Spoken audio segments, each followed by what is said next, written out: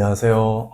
정성플러스 치과의원 보존과장 김세영입니다. 오늘은 치아 줄기세포 얘기를 한번 해보려고 하는데요. 근래에 아마 뉴스로 보셨을 수 있는데 치아가 한번 빠지면은 임플란트 대체하는 게 아니라 제3의 치아를 나도록 만들어서 다시 치아가 재생되도록 하는 기술이 이제 연구되고 있다. 그거에 관해서 얘기를 한번 해보려고 합니다.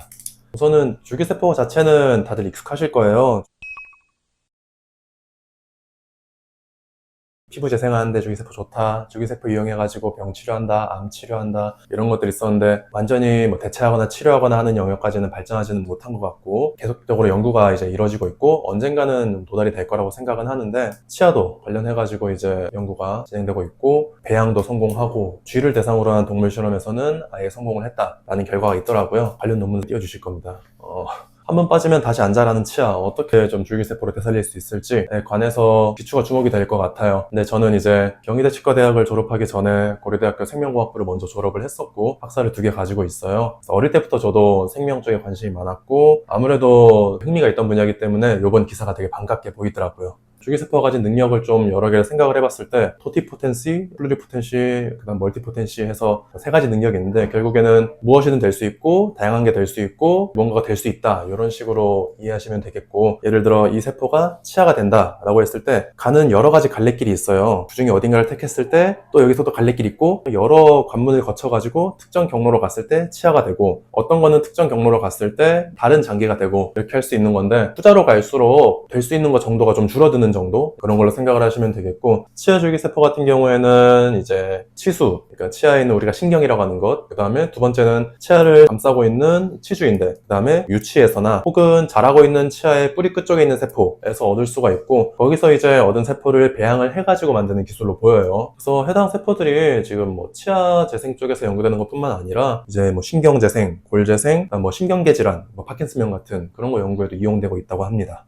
그래서 과연 실제로 치아가 다시 자라느냐에 대해서 생각을 해보면은 일단 동물 실험에서는 조금 긍정적인 단계로 넘어가고 있는 걸로 보여요. 하지만 인체에서는 아직은 성공하지 못했고 동물에서 좀 더 안정적으로 변수 없이 결과가 계속 나왔을 때 이제 사람을 대상으로 임상으로 넘어갈 수가 있거든요. 그래서 아직은 시간이 좀 필요하다고 보고, 다만 동물 실험이 있어가지고 조금 더 직관적인 성공 결과들이 나왔기 때문에 기대가 되는 바가 있는데요. 분명히 좀 넘어야 될 한계들이 있을 텐데, 첫 번째로는 줄기세포를 보관하고 배양하고 이식하는 데 있어가지고의 윤리적인 문제들을 걸고 넘어질 수 있을 것 같아요. 두 번째는 모든 줄기세포의 가장 큰 문제 중에 하나는 암이 될 수 있다는 거예요. 치아가 되려고 넣어놨는데 다른 원치 않는 조직이 될 수 있거든요. 치아가 있어야 할 조직에 원치 않는 조직이 있는 것도 결국에는 암이랑 다를 바가 없거든요. 정확하게 해당 치아로 분화되도록 만드는 거, 그걸 안정성 있게 하는 거, 그게 가장 큰 문제라고 생각을 하고요. 그래서 제가 초입에 얘기했던 이제 여러 갈래길이 있고 해당 갈래길로 가는 신호를 줘야 된다 라고 했던 게 이제 이런 이유에서예요. 어금니 쪽에 심었는데 나중에 나보니까 앞니처럼 났다, 혹은 어금니 쪽에 심었는데 매복사랑니처럼 아예 누워서 났다, 그러면은 이제 좀 의미가 좀 떨어지잖아요.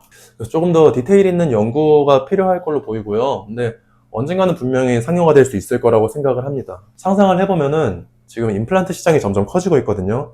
그러면 약간 치과에서 망하는 거 아니냐 하는 생각이 좀 들 수도 있을 것 같아요. 근데 한편으로는 만약 그 기술이 상용화돼서 임플란트 인기가 떨어진다 라는 별개로 상용화된 그 기술을 시행할 주체가 누군가에 대해 생각해보면은 그것도 치과 의사가 해야 될 영역이라고 생각을 하거든요. 앞니 모양으로 나왔어요. 그러면 그 앞니 모양으로 나온 거를 깎아서 씌우거나 하는 것도 치과 의사의 영역이 될 거고, 방향 이상의 어금니가 났어요. 그럼 그거를 교정하는 것도 치과 의사의 영역이기 때문에 의사로서 해야 될 일이 더 늘어나는 거라고 생각을 하고, 그만큼 환자분들께 도움을 드릴 수 있는 방향이 많아지는 거기 때문에 이 연구 빨리 좀 잘 진행돼서 모두에게 좀 상용화될 수 있으면 좋겠다라는 생각이 있고요. 결국에 이제 줄기세포가 단순히 새로운 기술이 아니라 이런 거를 되돌릴 수 있을까라는 질문에 대한 좀 과학적인 답이라고 생각을 하고요. 상용화될 수 있는 날을 저는 손꼽아 좀 기다리고 있겠습니다. 그래서 이번에 영상 준비하면서 오랜만에 이제 예전에 좀 줄기세포 관련해서 공부했던 생각도 났고요. 어릴 때 생각도 조금 났고, 나름 과거의 전공 지식 꺼내보면서 좀 즐거운 시간이었습니다.